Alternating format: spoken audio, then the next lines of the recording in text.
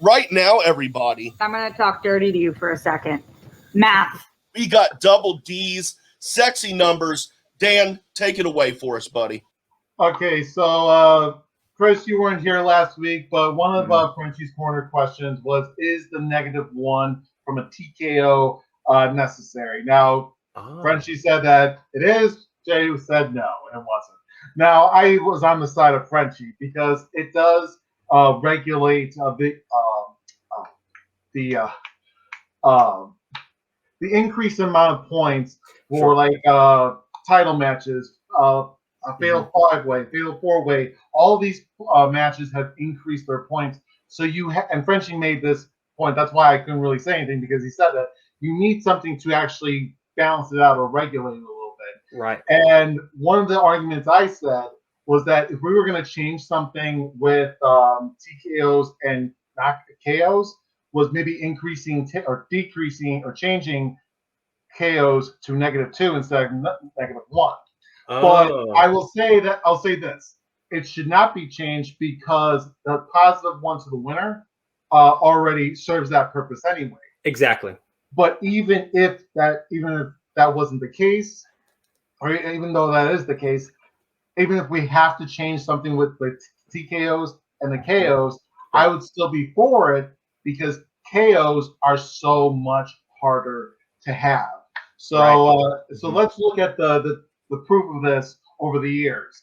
So in 2014, 2015, there's been 13% and a 17% of KOs that happened per participant. So if this was out of 100, this would be 13 participants and 7 participants in 2014 and 2015, respectively. But the reason why this is because, one, KOs were so much easier to achieve because of the way the Schmodown was at the beginning, because it was like Jeopardy, where you could bet all your points or you could bet none of your points. So that's why there was so fewer matches to begin with. So obviously there's going to be an increase with knockouts, KOs in that scenario. But it's between 2016 and the current version, do we see the TKOs being on the rise? So it's 2016, it was there's 11% of TKOs and a 4% of knockouts of KOs.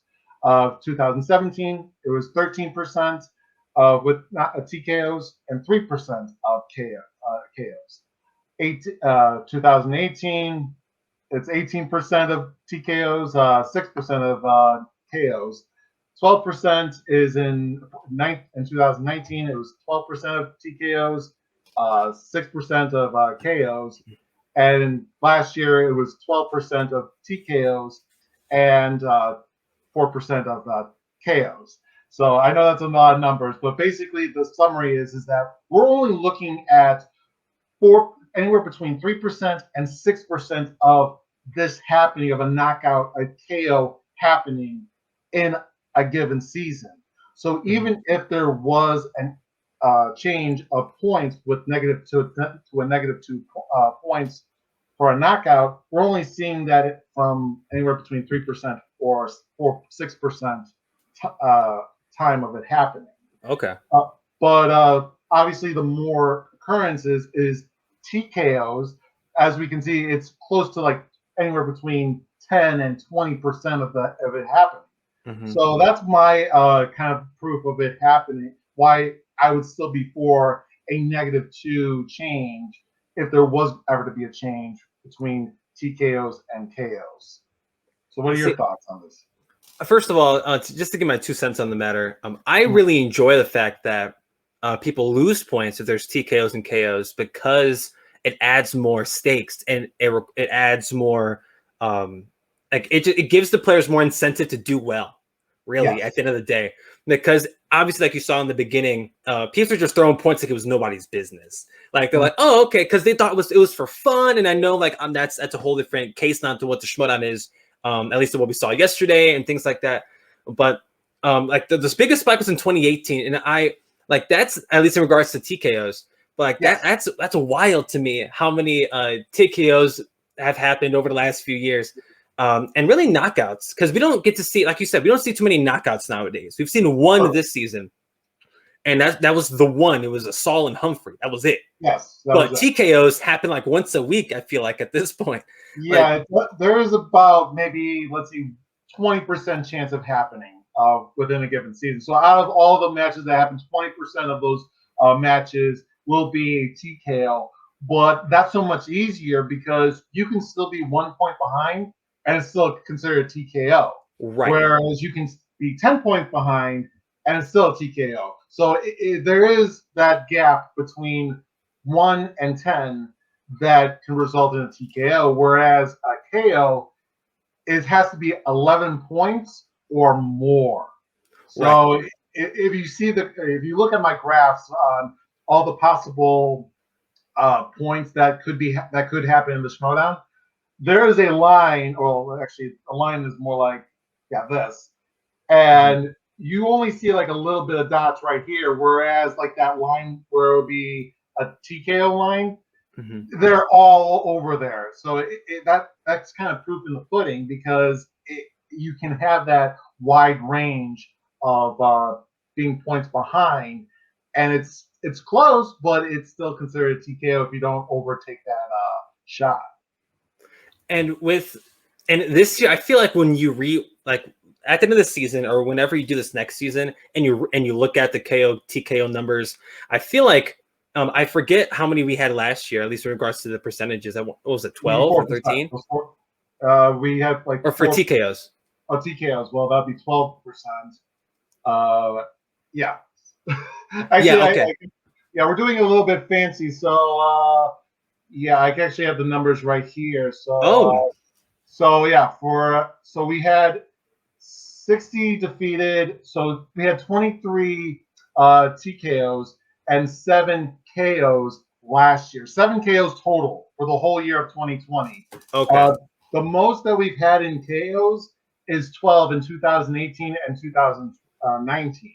Okay. But as you can see, like with TKOs, they happen a lot more frequently, almost double, sometimes triple. But the most is obviously the defeated, where it's obviously quadruple at all of them. So it's we're doing things a little bit differently. I actually have full control of what's on.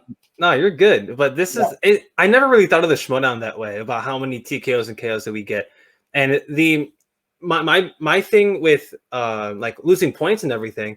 It's like, and I'd rather the losing KO only lose the 1 point, because if we start losing 2, we'll start getting a little bit out of hand. Especially with we can get a KO any day. We don't know. Like I was shocked when Saul manhandled Humphrey not too long ago, but that was the only one that we've seen. And with the level of competition now, it gets better and better every year. And I don't feel like we'll even hit 12 KOs this year unless we see more like just straight one-sided matches. But I think for the better of the product, Christian wouldn't put 2 competitors that way, if I'm being frank. Yeah. I do like this new way of doing it. Although once again, that was my bad for dropping the graphic off screen. Sorry about that. You're good. You're good. Actually, you're good. You actually put it in the perfect time. So we can actually look at it. So you can actually get a peek of my numbers and how I do things, and maybe do it on your own. But I don't think you're going to do that because why do it when I can do it, right? Why do right? Do someone else to do it, right? Not going to steal your gimmick, Double D. I'm not going to steal your gimmick.